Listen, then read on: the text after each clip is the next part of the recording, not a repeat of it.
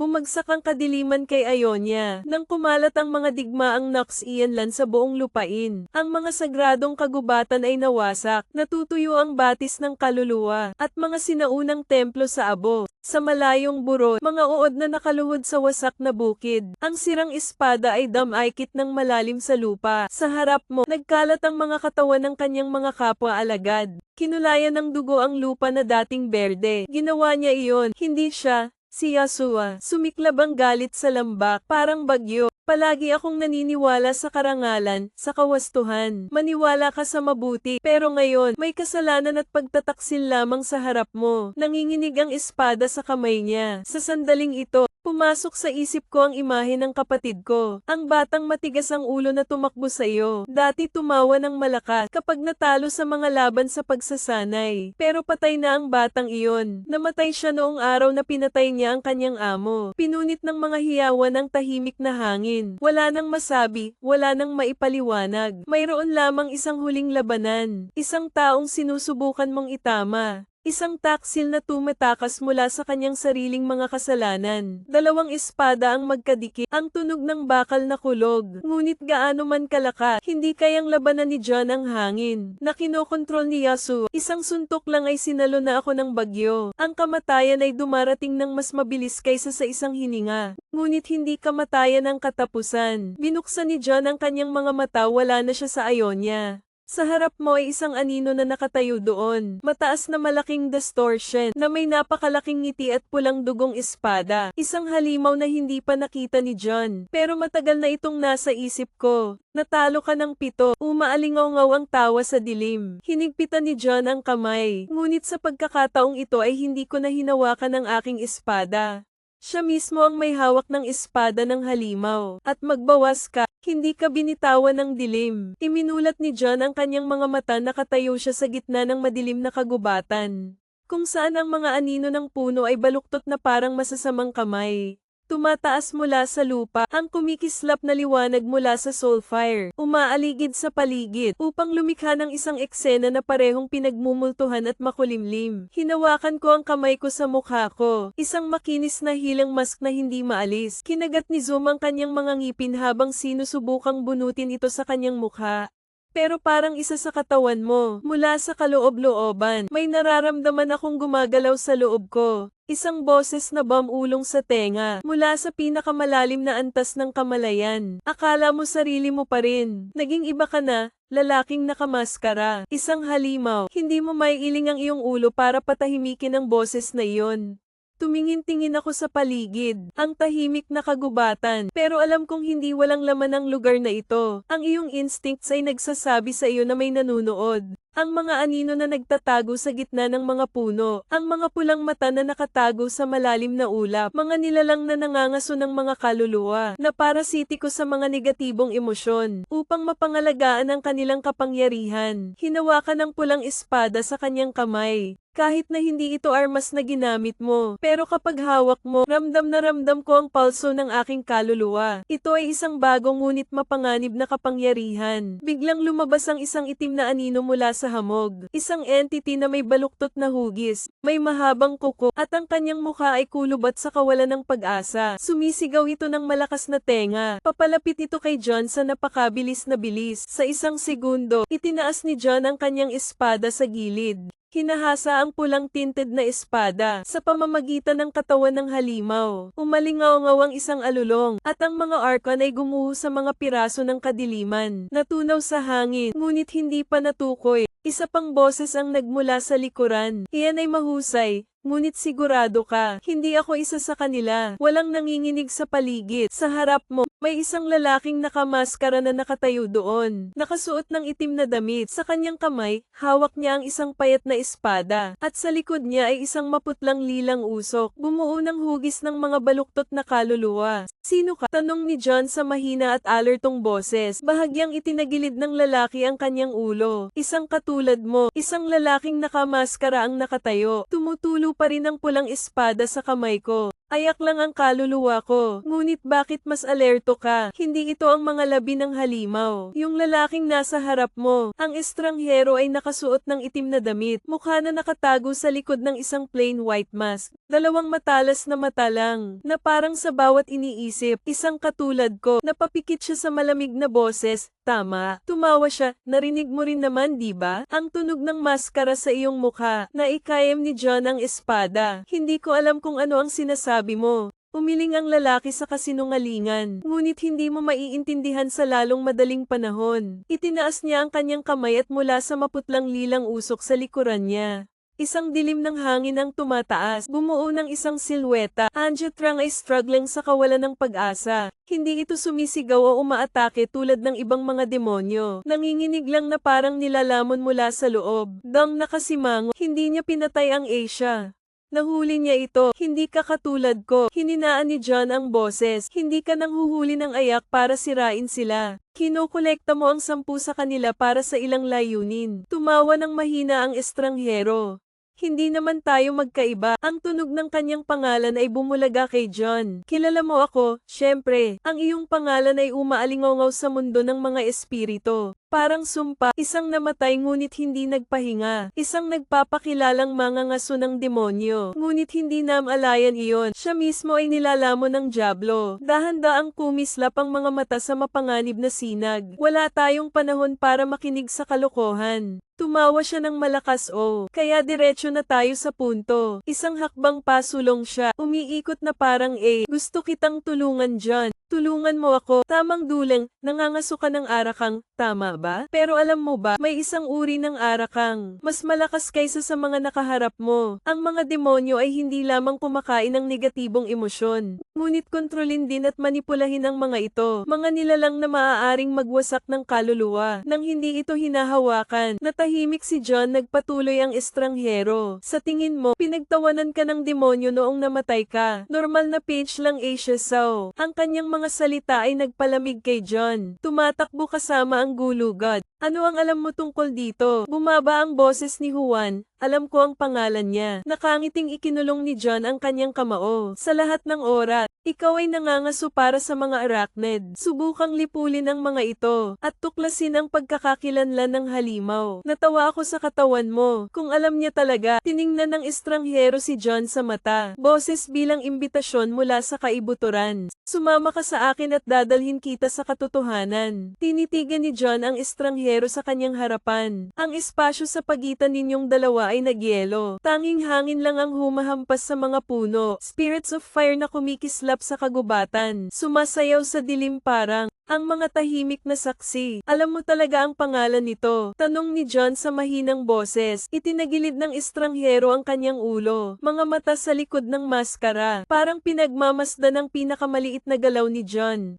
Pero hindi ko ibibigay sa'yo ng libre. Hindi nagulat si John. Hindi siya tanga. Hindi rin mabuting tao. Anong gusto mo? The stranger clasped his hands behind his back. Bumaba ang boses niya.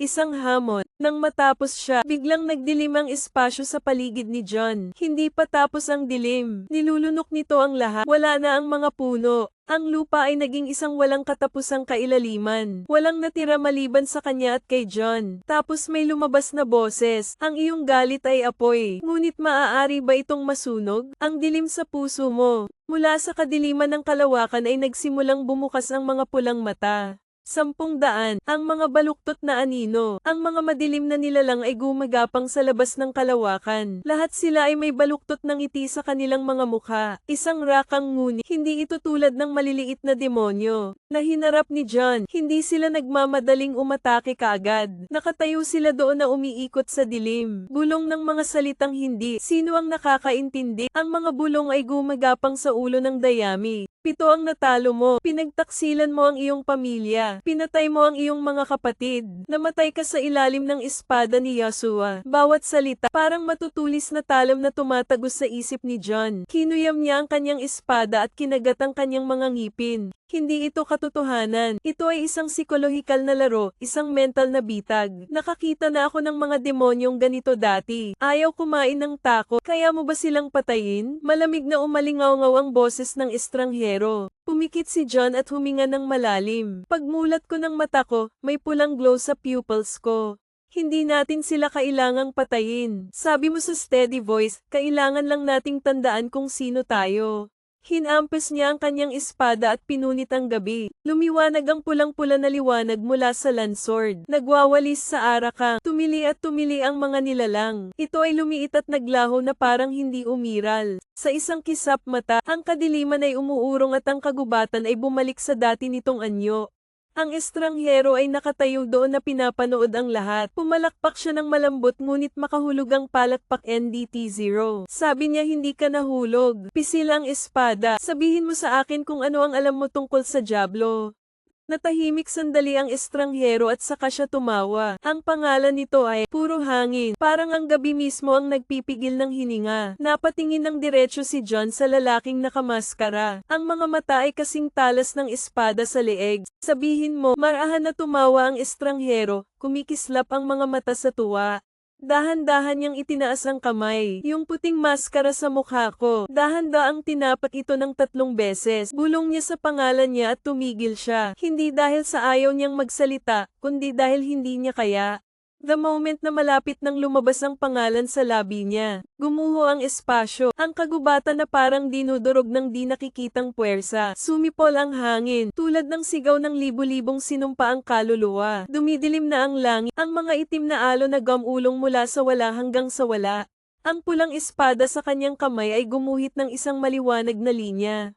Handang saksakin ng isang estranghero sa dibdib. Kung maglalaro siya, ngunit sa sandaling iyon ay umatras siya. Ang kamay ay nagbibigay ng isang komplikadong tanda sa hangin. Bumaba ang boses niya at hindi na siya nagmumukhang tanga. Narinig niya kami, hindi makapag-react si John. Pagkatapos ay isang higanteng itim na kamay ang palm unit sa kalawakan. Bumaba mula sa itaas na parang death side. Nabasag ang cluster groundra. Ang buong kagubatan ay nalipol sa isang iglap. Si John ay lumipad pabalik. Ilagay ang espada sa lupa upang mapanatili ang iyong balanse. Pagtaas ko ng ulo ko nakikita ko ito. Isang entity na walang nakapirming hugis. Ang katawan nito ay gawa sa halos baluktot na itim na usok.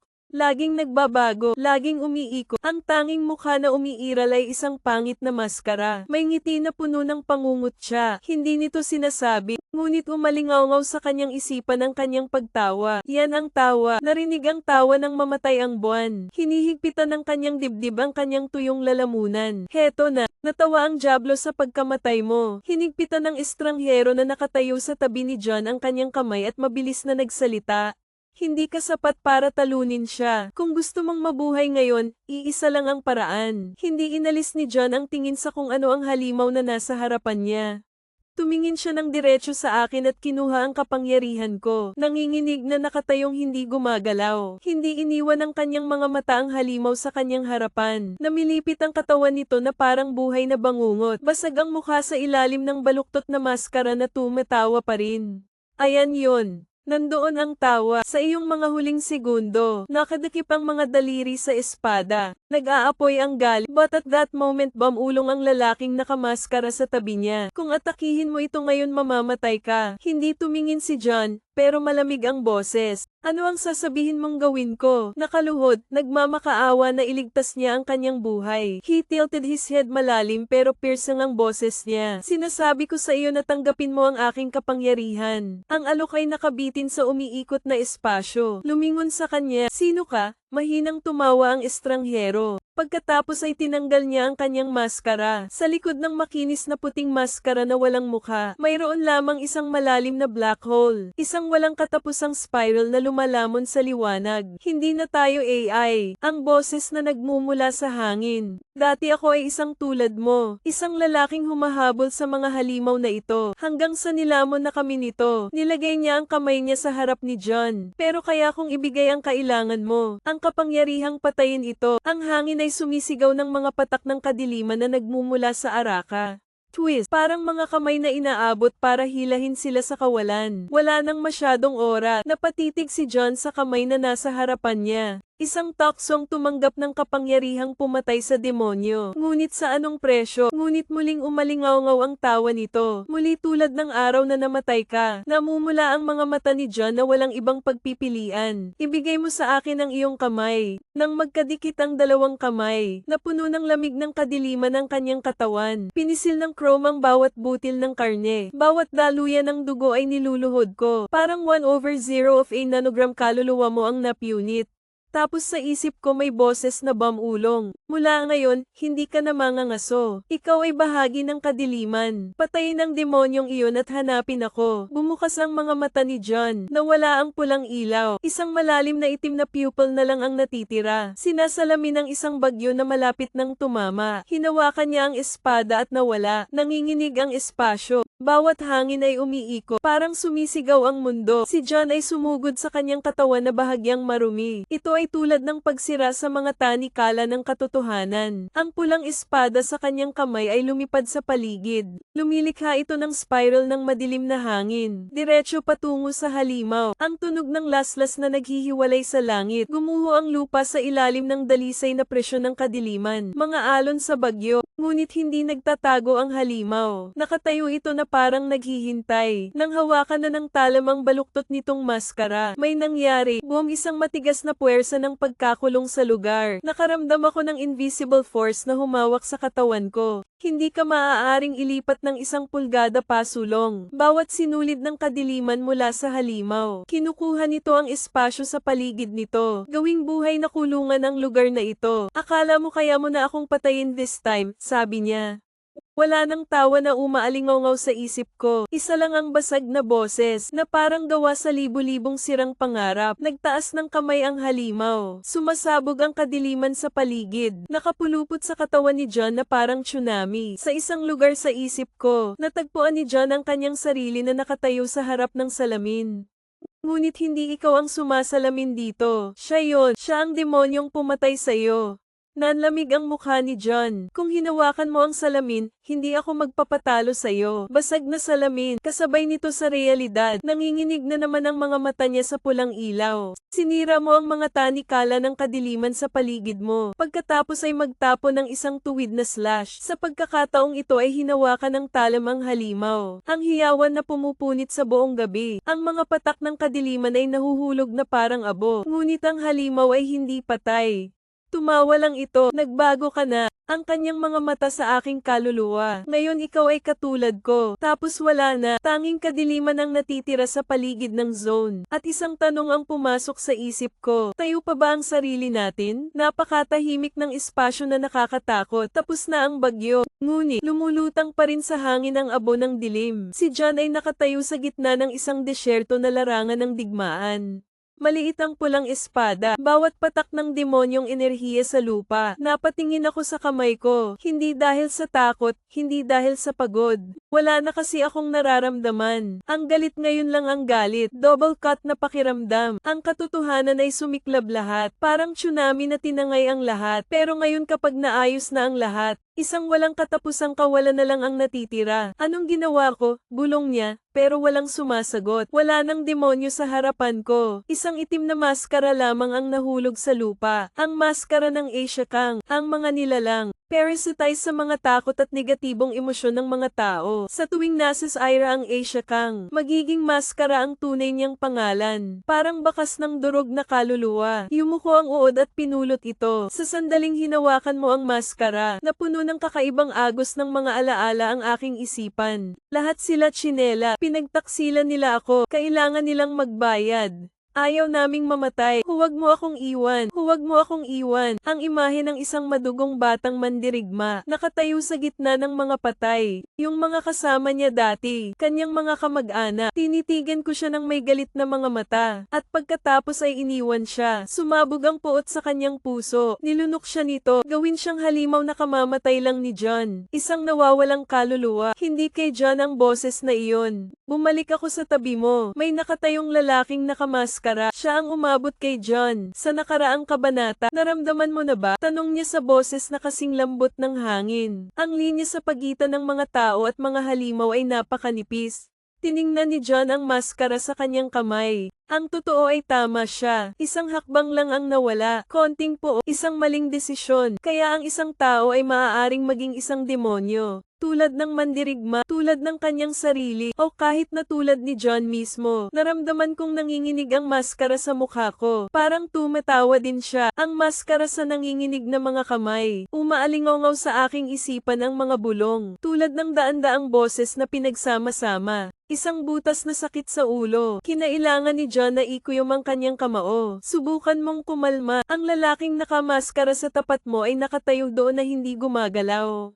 Sa ilalim ng madilim na buwan, wala siyang pinagkaiba sa multo. Punit-punit na dami, mga marka ng espada sa dilim, at isang walang ekspresyong puting maskara. Nagsisimula ka ng umintindi, hindi ba? Muling umalingaw-ngaw ang boses niya. Hindi tumugon si John sa pakiramdam na iyon. Patuloy ang Kia, yung feeling na nakapulot ka ng Asia mask, kapag ang mga kakaibang alaala ay bumabaha sa iyong ulo. Kapag naging bahagi ka nila, hindi tayo katulad nila. May totoong boses si John. Umakyat ng hakbang ang lalaki. Sa sandaling iyon, nararamdaman ito ni John. Isang matalim na agos ng nakamamatay na gas ang nagmula sa kanya. Hindi mo na siya kailangang tingnan, eskrimador siya. Isang taong nasa larangan ng digmaan. Isang lalaking pumatay ng maraming tao. Ikaw pa rin ba ang sarili mo, John? Napahinto ang tanong na iyon ni John. Ikaw pa rin ba ang iyong sarili, John, noong unang panahon?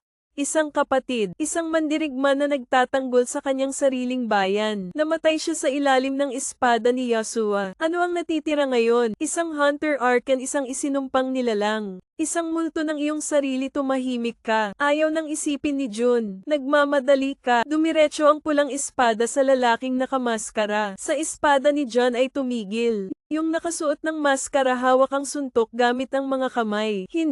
Hindi mga kamay. Kailan niya hinugot ang kanyang espada? Ngunit napakabilis nito kaya hindi ito nakita ni John. Ang dulo ng kanyang espada ay isang buhok na malayo kay John. Masyadong mabagal, mahinahong sabi niya. Inilabas ni John ang kanyang espada at naghagis ng 3 sunod-sunod na laslas. Sa pagkakataong ito ay iniwasan niya silang lahat ngunit hindi siya nag-counterattack. Nakatayo lang siya habang nakatingin kay John. Parang may hinihintay. Isang nakakagulat na galit ang sumiklab kay John. Buong lakas niyang nilaslas ang pinakamalakas na espada. Sa pagkakataong ito ay hindi na siya nakatakas. Nagtaas siya ng kamay. Hayaang maputol ang talam ni John sa kanyang maskara. Jack, naputol ang maskara sa kalahati at nang mahulog ito. Bakas ang mukha niya. Ang maskara ay nabasag sa mga piraso na nahuhulog sa lupa. Bahagyang ipinikit ni John ang kanyang mga mata. Hindi siya estranghero. Ang lalaking nasa harap ni John, parang lumabas sa bangungo, maputlang bala, na parang hindi na ito pag-aari ng mundo ng mga tao. Sinasalamin ng kanyang pulang-pula na mga mata ang malamig na buwan. Isang mahabang peklat na dumadaloy mula sa noo hanggang sa pisngi. Parang hiwa ng nakaraan na hindi naghihilom. Ngunit ano ang nagpatigil kay John? Hindi yung mga marka sa mukha niya. Ito ay pamilyar. Sino ka? Nakangiti ng mahina. Nakalimutan mo na ako, Saozom. Yung boses na yon, parang alaala. Inilibing sa abo ng panahon. Isang boses na dating matigas pero ngayon ay nagdadala ng kadiliman at kalungkutan. Isang boses na kilala ni John. Parang espada sa isip. Ang imahe ng taong iyon ay bumalik sa dati. Isang parallel sword. Mahabang sesyon ng pagsasanay sa ilalim ng paglubog ng araw. Isang pangakong hindi natupad. Naikayam ni John ang espada sa kamay ni Soryu. Hindi makapaniwala si John sa kanyang mga mata. Hindi pwedeng Soryu ang lalaking nasa harap mo. Matalik na kaibigan. Nakipaglaban siya kay John sa hindi mabilang na mga laban. Na laging may dalang malambing ng ngiti. Kahit na puno ng dugo ang kanyang espada. Patay na si Soryu. Matagal nang namatay. Ang taong nasa harap mo ngayon, ang mukha ni Soryu, hindi lang mukha niya, si Soryu. Naaalala mo pa ang pangalan ko. Buti na lang lumakas ang boses niya. Ngunit hindi na ito kasing init ng dati. Ito ay pinaliit ng dilim. Dahil ang isang bagay ay hindi na tao. Ngunit dahan-daang itinaas ni John Soryu ang kanyang espada. Hindi ako sigurado na naaalala mo ang lahat. Nararamdaman ni John ang gas. Agad akong nagmuni-muni. Itinaas ang espada para harangan ang laslas mula kay Soryuken. Shock force mula sa VA touch. Nabasag ang lupa sa ilalim nila. Itinulak ni John ang Soryu ngunit hindi siya kumikibo. Ang kanyang mapupulang mata ay hindi nagdadala ng puot. Ito ang 7 pag-asa. Ikaw ay mahina. Hindi sumagot si John. Tumingin siya ng diretso kay Soryu para hanapin ang sagot. Patay ka. Sinabi ni John na nakita namin ito ng aming mga mata. Tumawa si Soryu at namatay. Oo, yumuko siya. Kinuha ang isang maskara ng ayak mula sa lupa. Ngunit hindi kamatayan ang katapusan, di ba, John? Namatay ka rin minsan. Naiintindihan mo na ikayam ni John ang kanyang espada. Nilamon din ng dilim si Soryu. Siya rin ay naging isang bagay na hindi na tao. O mas delikado pa siya kaysa sa iba. Isang malamig na hangin ang umiihip sa pagitan ng dalawang matandang magkaibigan. Ang puwang ay tila na puno ng isang bangin. Hindi makalusot. Itinutok ni Soryu ang kanyang espada kay John. Tatanungin ko ulit si John. Naaalala mo ba talaga ako? Alalahanin mo ang ating pinagdaanan. O naaalala mo lang ang version ko na gusto mong paniwalaan? Hindi sumagot si John dahil hindi siya sigurado sa sarili niya. Umiihip ang hangin sa pamamagitan ng pagdadala ng lamig ng gabi. Dalawang lalaking nakatayo sa tapat ng isa't isa. Ang espada ay nakaturo ng diretso sa kalaban. Hindi maitatanggi ni John ang katotohanang nasa harapan niya. Buhay pa si Soryu, ngunit hindi na siya ang dating tao. Anong gusto mo? Nagsalita si John sa mahinang boses. Soryu ngiti, pero napakaraming unpredictable sa ngiti na iyon. Gusto kong maalala mo, alalahanin mo ang totoong nangyari. Sa sandaling iyon ay dumating ang sakit, parang di nakikitang espada na tumusok sa isip. Bakas ang mga alaala na hindi na sigurado si John ay totoo.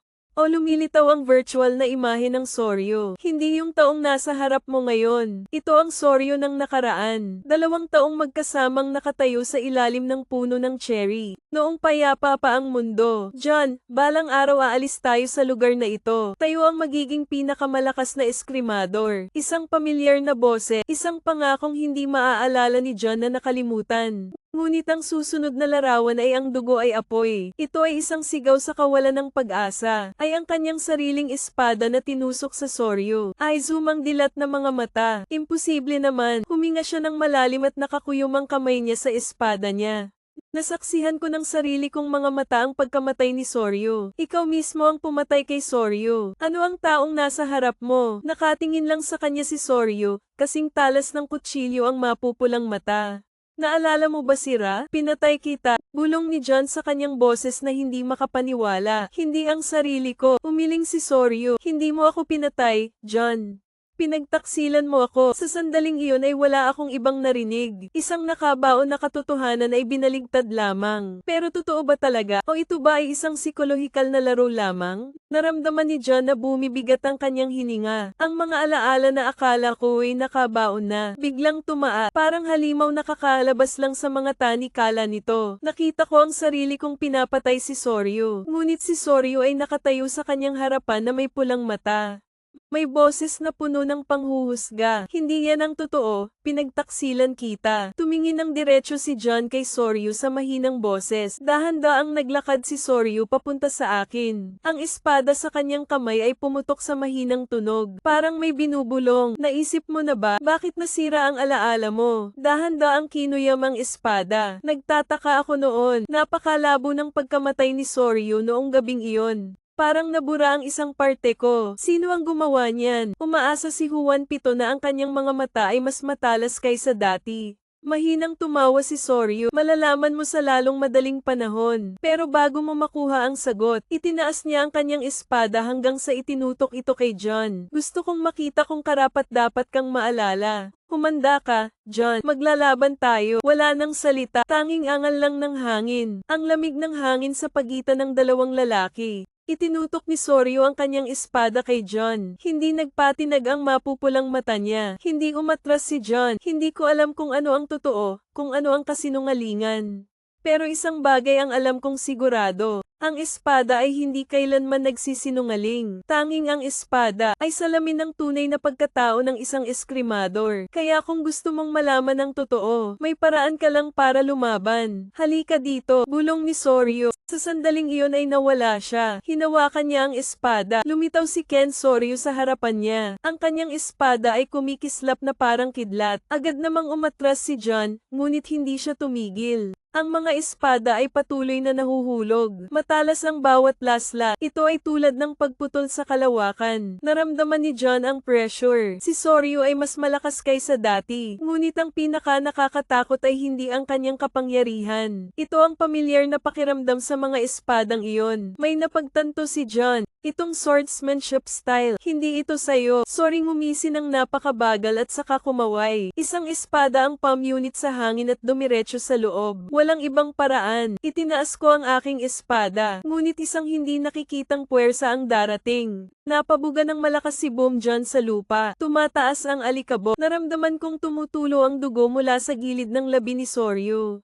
Mula sa hakbang hanggang sa kanyang espada ay mahinang lumipad. Parang humihinga. Nagsisimula ka ng mapagtanto, hindi ba? Nalinlang ka. Kinagat ni John ang kanyang mga ngipin habang sinusubukang tumayo. Hindi ko alam kung sino ang humadlang sa alaala ko. Hindi ko alam kung ano ba talaga ang pinagdaanan ni Soryu. Pero isang bagay ang sigurado ako. Ano man ang katotohanan, malalaman natin sa ating sarili. Naikayam ko ang aking espada. Ang kanyang mga mata ay kumikinang sa malamig na sinag ng liwanag.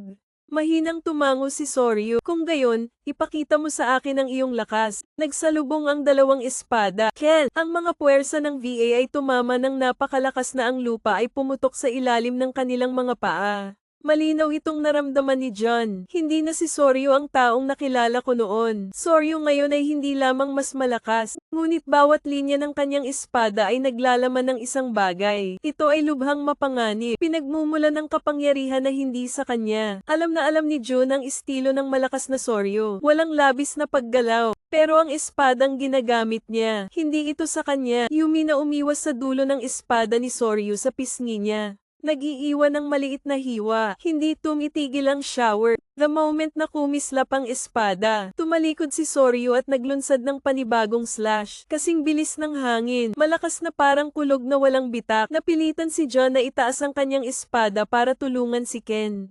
Bumabalik ang pressure. I-slide mo ako sa lupa. Alam mo ba yon, John? Nagtaas ng boses si Soryu na kasing lamig pa rin ng yelo ang kanyang mga mata. Ito ay hindi lamang ang aking kapangyarihan. Inangat ni John ang kanyang ulo na may mabigat na hininga. Alam ko na yan dati. Ang espada ni Soryu ay isang bagay na pamilyar. Ito ay hindi kanya. Ito ay Edsuma.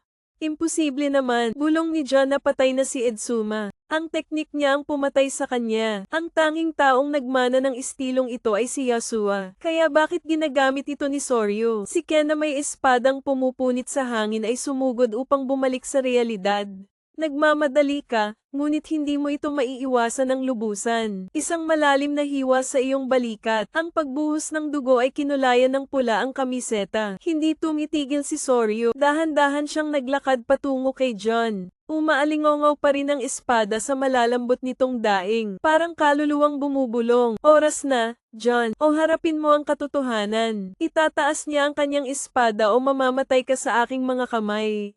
Hindi kailanman naramdaman ni John ang pressure na ito. Sakit ng sugat sa balikat. Paalalahanan mo ako, ito ay hindi isang normal na tugma. Hindi lang mas malakas si Soryu. Dinadala niya, bagay na hindi sa kanya. Ang kanyang espada ay nagsasalita. Hindi mahalaga ang katotohanan, John. Dahan-daang bulong ni Soryu. Ang malalakas lang ang may karapatang magdesisyon. Dumating siya ng kasing bilis ng hangin. Ang espada ay nahulog na parang kulog. Uod kagat ngipin paikutin ng mga tao maiwasan ng suntok. Ngunit sa sandaling umiwas ka, ang espada ni Soryu ay nagbago ng direksyon sa kalagitnaan ng hangin. Walang paraan ang espadang ito, Ken. Mabilis na itinaas ni John ang kanyang espada. Ngunit ang presyon ay napakalakas na ikaw ay itinulak pabalik. Mahigpit na nakasaksak ang mga pin sa lupa na nag-iiwan ng mahabang guhit. Hindi ito espada ni Soryu. Ito ang espada ni Edsuma. Ngunit hindi iyon ang pinaka nakakatakot na bagay. Ang espada ni Soryu, hindi lang LD Sume style. Bulong nito, nararamdaman ko, may kung ano sa loob ng espadang iyon. Isang kaluluwa 01, isang bagay na mas masahol pa. Isang nilalang na sumisira sa kaluluwa ng Soryu. Sino ang nasa loob mo, Soryu? Huwan pitong naikayam ng kamay ng pag-asa ang espada. Mahinang tumawa si Soryu, pero sa mata niya, may kumislap na luha. Dahan-dahan lang, John. Ang katotohanan ito ay sa akin. Kung gusto mo, itinaas niya ang kanyang espada ang pulang liwanag na sumasalamin sa kanyang mga mata. Halika at kunin ito. Ang katotohanan ito ay sa akin. Umalingaw-ngaw na parang kulog ang mga salita ni Soryu. Hindi natinag si John. Pinunasan niya ang dugo sa balikat habang nakapikit. Kung sa tingin mo natatakot ako, itinaas niya ang kanyang espada. Steel na kumikinang sa dilim. Nakalimutan mo na kung sino ako, Soryu. Haha, tumawa ng mahina si Soryu. Pero may kakaiba sa mga mata niya. Hindi ito ang Soryu na alam ni John noon. May ibang tumatawa sa kanya. Walang babala. Walang signal, kaya nawala si Ryo. Isang airflow ang sumasabog ngayon. Nag-iwan ng landas ang kinatatayuan niya. Agad namang nag-react si John. Binalingan niya si Ken. Dalawang Vasword na dumadampi sa harap mo. Ang puwersa ng pagkabigla ay lumilikha ng isang marahas na puyo ng tubig. Kinagat ni John ang kanyang mga ngipin, ngunit nararamdaman ito ng mga kamay. Ang lakas sa atakeng ito. Hindi mo ako matatalo, John. Hindi natin mapapanalo ang nabubuhay sa loob natin. Ano ang nasa loob niya? Biglang napagtanto ni John ang isang lata ng Ra. Isang demonyo na kumakain ng mga kaluluwang gusot. Hindi lang ito ang pumalit sa Soryu, ngunit nakawin din ang mga alaala ng LD Suma. Kaya ito ang katotohanang iniingatan niya. Sumimangot, matalas ang mga mata. Kung ang isang Asia page ay sumekop sa Soryu, isa lang ang paraan para mailigtas siya. Kailangan niyang tawagin ang tunay niyang pangalan. Soryu Zoom umuungal. Ang espada ay nagliyab ng pulang-pula na hangin. Naaalala mo ba ang iyong sariling pangalan? Napahinto sandali si Soryu. Isang maikling sandali, pero sapat na para makita ni John na nandoon pa rin siya. Nakakulong sa sariling katawan, Soryu. Naaalala mo ba ang iyong sariling pangalan? Sa pagkakataong iyon ay kumikislap ang mga mata ni Soryu. Panandalian lang, pero nakita ito ni Jong. Ang tensyon sa isip niya. Part of Soryu ay nahihirapan pa rin, pero hindi madaling bitawan ang nasa kanya. Mahinang tumawa si Soryu, ngunit ang kanyang boses ay hindi na sa kanya. Kalokohan lang ang pangalan. Ang tanging bagay na umiiral ay kapangyarihan. Tumingin ka sa akin, John. Itinaas niya ang kanyang espada. Dahan-daang tinatakpan ng itim na gas ang talam ng bakal. The spooky shapes na panandalian. Sa masamang fog village, ito ang aking bagong katotohanan. Negatibong pressure boom, nanginginig ang lupa, at isang agos ng madilim na hangin ang dumaan sa larangan ng digmaan. Nagtiis si John, pero malinaw kong nararamdaman na may nagbago. Hindi na si Soryu. Namatay ka rin minsan. Naiintindihan mo na ikayam ni John ang kanyang espada. Nilamon din ng dilim si Soryu. Siya rin ay naging isang bagay na hindi na tao. O mas delikado pa siya kaysa sa iba. Isang malamig na hangin ang umiihip sa pagitan ng dalawang matandang magkaibigan. Ang puwang ay tila na puno ng isang bangin. Hindi makalusot. Itinutok ni Soryu ang kanyang espada kay John. Tatanungin ko ulit si John. Naaalala mo ba talaga ako? Alalahanin mo ang ating pinagdaanan. O naaalala mo lang ang version ko na gusto mong paniwalaan? Hindi sumagot si John dahil hindi siya sigurado sa sarili niya. Umiihip ang hangin sa pamamagitan ng pagdadala ng lamig ng gabi. Dalawang lalaking nakatayo sa tapat ng isa't isa. Ang espada ay nakaturo ng diretso sa kalaban. Hindi maitatanggi ni John ang katotohanang nasa harapan niya. Buhay pa si Soryu, ngunit hindi na siya ang dating tao. Anong gusto mo? Nagsalita si John sa mahinang boses. Soryu ngiti, pero napakaraming unpredictable sa ngiti na iyon. Gusto kong maalala mo, alalahanin mo ang totoong nangyari. Sa sandaling iyon ay dumating ang sakit. Parang di nakikitang espada na tumusok sa isip. Bakas ang mga alaala na hindi na sigurado si John ay totoo. O lumilitaw ang virtual na imahe ng Soryu. Hindi yung taong nasa harap mo ngayon. Ito ang Soryu ng nakaraan. 2 taong magkasamang nakatayo sa ilalim ng puno ng cherry. Noong payapa pa ang mundo. John, balang araw aalis tayo sa lugar na ito. Tayo ang magiging pinakamalakas na eskrimador. Isang pamilyar na boses. Isang pangakong hindi maaalala ni John na nakalimutan. Ngunit ang susunod na larawan ay ang dugo ay apoy. Ito ay isang sigaw sa kawalan ng pag-asa. Ay ang kanyang sariling espada na tinusok sa Soryu. Ay zumang dilat na mga mata. Imposible naman. Huminga siya ng malalim at nakakuyom ang kamay niya sa espada niya.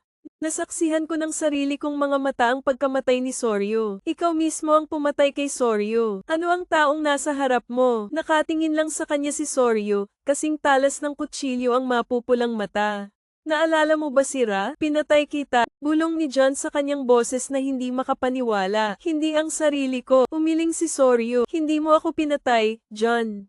Pinagtaksilan mo ako. Sa sandaling iyon ay wala akong ibang narinig. Isang nakabaon na katotohanan ay binaligtad lamang. Pero totoo ba talaga? O ito ba ay isang psikolohikal na laro lamang? Naramdaman ni John na bumibigat ang kanyang hininga. Ang mga alaala na akala ko ay nakabaon na, biglang tumaa. Parang halimaw na kakalabas lang sa mga tanikala nito. Nakita ko ang sarili kong pinapatay si Soryu. Ngunit si Soryu ay nakatayo sa kanyang harapan na may pulang mata. May boses na puno ng panghuhusga. Hindi yan ang totoo, pinagtaksilan kita. Tumingin ng diretso si John kay Soryu sa mahinang boses. Dahan-daang naglakad si Soryu papunta sa akin. Ang espada sa kanyang kamay ay pumutok sa mahinang tunog. Parang may binubulong. Naisip mo na ba, bakit nasira ang alaala mo? Dahan-daang kinuyam ang espada. Nagtataka ako noon. Napakalabo ng pagkamatay ni Soryu noong gabing iyon. Parang nabura ang isang parte ko. Sino ang gumawa niyan? Umaasa si Juan Pito na ang kanyang mga mata ay mas matalas kaysa dati. Mahinang tumawa si Soryu. Malalaman mo sa lalong madaling panahon. Pero bago mo makuha ang sagot, itinaas niya ang kanyang espada hanggang sa itinutok ito kay John. Gusto kong makita kung karapat-dapat kang maalala. Humanda ka, John. Maglalaban tayo. Wala nang salita. Tanging angal lang ng hangin. Ang lamig ng hangin sa pagitan ng dalawang lalaki. Itinutok ni Soryu ang kanyang espada kay John. Hindi nagpatinag ang mapupulang mata niya. Hindi umatras si John. Hindi ko alam kung ano ang totoo, kung ano ang kasinungalingan. Pero isang bagay ang alam kong sigurado. Ang espada ay hindi kailanman nagsisinungaling. Tanging ang espada ay salamin ng tunay na pagkatao ng isang eskrimador. Kaya kung gusto mong malaman ang totoo, may paraan ka lang para lumaban. Halika dito, bulong ni Soryu. Sa sandaling iyon ay nawala siya. Hinawakan niya ang espada. Lumitaw si Ken Soryu sa harapan niya. Ang kanyang espada ay kumikislap na parang kidlat. Agad namang umatras si John, ngunit hindi siya tumigil. Ang mga espada ay patuloy na nahuhulog. Matalas ang bawat lasla. Ito ay tulad ng pagputol sa kalawakan. Naramdaman ni John ang pressure. Si Soryu ay mas malakas kaysa dati. Ngunit ang pinaka nakakatakot ay hindi ang kanyang kapangyarihan. Ito ang pamilyar na pakiramdam sa mga espadang iyon. May napagtanto si John. Itong swordsmanship style, hindi ito sayo. Sorry, ngumisi ng napakabagal at saka kumaway. Isang espada ang palm unit sa hangin at dumiretso sa loob. Walang ibang paraan. Itinaas ko ang aking espada. Ngunit isang hindi nakikitang puwersa ang darating. Napabuga ng malakas si Boom John sa lupa. Tumataas ang alikabok. Naramdaman kong tumutulo ang dugo mula sa gilid ng labi ni Soryu. Mula sa hakbang hanggang sa kanyang espada ay mahinang lumipad. Parang humihinga. Nagsisimula ka ng mapagtanto, hindi ba? Nalinlang ka. Kinagat ni John ang kanyang mga ngipin habang sinusubukang tumayo. Hindi ko alam kung sino ang humadlang sa alaala ko. Hindi ko alam kung ano ba talaga ang pinagdaanan ni Soryu. Pero isang bagay ang sigurado ako. Ano man ang katotohanan, malalaman natin sa ating sarili. Naikayam ko ang aking espada. Ang kanyang mga mata ay kumikinang sa malamig na sinag ng liwanag. Mahinang tumango si Soryu. Kung gayon, ipakita mo sa akin ang iyong lakas. Nagsalubong ang dalawang espada. Ken, ang mga puwersa ng VA ay tumama ng napakalakas na ang lupa ay pumutok sa ilalim ng kanilang mga paa. Malinaw itong naramdaman ni John. Hindi na si Soryu ang taong nakilala ko noon. Soryu ngayon ay hindi lamang mas malakas, ngunit bawat linya ng kanyang espada ay naglalaman ng isang bagay. Ito ay lubhang mapanganib. Pinagmumulan ng kapangyarihan na hindi sa kanya. Alam na alam ni Jun ang estilo ng malakas na Soryu. Walang labis na paggalaw. Pero ang espadang ginagamit niya, hindi ito sa kanya. Yumi na umiwas sa dulo ng espada ni Soryu sa pisngi niya. Nag-iiwan ng maliit na hiwa. Hindi tumitigil ang shower. The moment na kumislap ang espada, tumalikod si Soryu at naglunsad ng panibagong slash. Kasing bilis ng hangin, malakas na parang kulog na walang bitak. Napilitan si John na itaas ang kanyang espada para tulungan si Ken. Bumabalik ang pressure. I-slide mo ako sa lupa. Alam mo ba yon, John? Nagtaas ng boses si Soryu na kasing lamig pa rin ng yelo ang kanyang mga mata. Ito ay hindi lamang ang aking kapangyarihan. Inangat ni John ang kanyang ulo na may mabigat na hininga. Alam ko na yan dati. Ang espada ni Soryu ay isang bagay na pamilyar. Ito ay hindi kanya. Ito ay Edzuma. Imposible naman, bulong ni John na patay na si Edsuma. Ang teknik niya ang pumatay sa kanya. Ang tanging taong nagmana ng istilong ito ay si Yasuo. Kaya bakit ginagamit ito ni Soryu? Si Ken na may espadang pumupunit sa hangin ay sumugod upang bumalik sa realidad. Nagmamadali ka, ngunit hindi mo ito maiiwasan ng lubusan. Isang malalim na hiwa sa iyong balikat. Ang pagbuhos ng dugo ay kinulayan ng pula ang kamiseta. Hindi tumitigil si Soryu. Dahan-dahan siyang naglakad patungo kay John. Umaalingaw pa rin ang espada sa malalambot nitong daing. Parang kaluluwang bumubulong. Oras na, John. O harapin mo ang katotohanan. Itataas niya ang kanyang espada o mamamatay ka sa aking mga kamay. Hindi kailanman naramdaman ni John ang pressure na ito. Sakit ng sugat sa balikat. Paalalahanan mo ako, ito ay hindi isang normal na tugma. Hindi lang mas malakas si Soryu. Dinadala niya, bagay na hindi sa kanya. Ang kanyang espada ay nagsasalita. Hindi mahalaga ang katotohanan, John. Dahan-daang bulong ni Soryu. Ang malalakas lang ang may karapatang magdesisyon. Dumating siya ng kasing bilis ng hangin. Ang espada ay nahulog na parang kulog. Uod kagat ngipin paikutin ng mga tao maiwasan ang suntok. Ngunit sa sandaling umiwas ka, ang espada ni Soryu ay nagbago ng direksyon sa kalagitnaan ng hangin. Walang paraan ang espadang ito, Ken. Mabilis na itinaas ni John ang kanyang espada. Ngunit ang presyon ay napakalakas na ikaw ay itinulak pabalik. Mahigpit na nakasaksak ang mga pin sa lupa na nag-iiwan ng mahabang guhit. Hindi ito espada ni Soryu. Ito ang espada ni Edosuma. Ngunit hindi iyon ang pinaka-nakakatakot na bagay. Ang espada ni Soryu, hindi lang LD Sume style. Bulong nito, nararamdaman ko, may kung ano sa loob ng espadang iyon. Isang kaluluwa 01, isang bagay na mas masahol pa. Isang nilalang na sumisira sa kaluluwa ng Soryu. Sino ang nasa loob mo, Soryu? Huwan pitong naikayam ng kamay ng pag-asa ang espada. Mahinang tumawa si Soryu, pero sa mata niya, may kumislap na luha. Dahan-dahan lang, John. Ang katotohanan ito ay sa akin. Kung gusto mo, itinaas niya ang kanyang espada ang pulang liwanag na sumasalamin sa kanyang mga mata. Halika at kunin ito. Ang katotohanan ito ay sa akin. Umalingaw-ngaw na parang kulog ang mga salita ni Soryu. Hindi natinag si John. Pinunasan niya ang dugo sa balikat habang nakapikit. Kung sa tingin mo natatakot ako, itinaas niya ang kanyang espada. Steel na kumikinang sa dilim. Nakalimutan mo na kung sino ako, Soryu. Haha, tumawa ng mahina si Soryu. Pero may kakaiba sa mga mata niya. Hindi ito ang Soryu na alam ni John noon. May ibang tumatawa sa kanya. Walang babala, walang signal. Kaya nawala si Ryo. Isang airflow ang sumasabog ngayon. Nag-iwan ng landas ang kinatatayuan niya. Agad namang nag-react si John. Binalingan niya si Ken. Dalawang Vasword na dumadampi sa harap mo. Ang puwersa ng pagkabigla ay lumilikha ng isang marahas na puyo ng tubig. Kinagat ni John ang kanyang mga ngipin, ngunit nararamdaman ito ng mga kamay. Ang lakas sa atakeng ito. Hindi mo ako matatalo, John. Hindi natin mapapanalo ang nabubuhay sa loob natin. Ano ang nasa loob niya? Biglang napagtanto ni John ang isang lata ng Ra. Isang demonyo na kumakain ng mga kaluluwang gusot. Hindi lang ito ang pumalit sa Soryu, ngunit nakawin din ang mga alaala ng LD Suma. Kaya ito ang katotohanang iniingatan niya. Sumimangot, matalas ang mga mata. Kung ang isang Asia page ay sumikop sa Soryu, isa lang ang paraan para mailigtas siya. Kailangan niyang tawagin ang tunay niyang pangalan. Soryu Zoom umuungal. Ang espada ay nagliyab ng pulang-pula na hangin. Naaalala mo ba ang iyong sariling pangalan? Napahinto sandali si Soryu, isang maikling sandali, pero sapat na para makita ni John na nandoon pa rin siya. Nakakulong sa sariling katawan, Soryu. Naaalala mo ba ang iyong sariling pangalan? Sa pagkakataong iyon ay kumikislap ang mga mata ni Soryu. Panandalian lang, pero nakita ito ni Jong. Ang tensyon sa isip niya. Part of Soryu ay nahihirapan pa rin, pero hindi madaling bitawan ang nasa kanya. Mahinang tumawa si Soryu, ngunit ang kanyang boses ay hindi na sa kanya. Kalokohan lang ang pangalan. Ang tanging bagay na umiiral ay kapangyarihan. Tumingin ka sa akin, John. Itinaas niya ang kanyang espada. Dahan-daang tinatakpan ng itim na gas ang talam ng bakal. The spooky shapes na panandalian. Sa masamang fog village, ito ang aking bagong katotohanan. Negatibong pressure boom, nanginginig ang lupa, at isang agos ng madilim na hangin ang dumaan sa larangan ng digmaan. Nagtiis si John, pero malinaw kong nararamdaman na may nagbago. Hindi na si Soryu.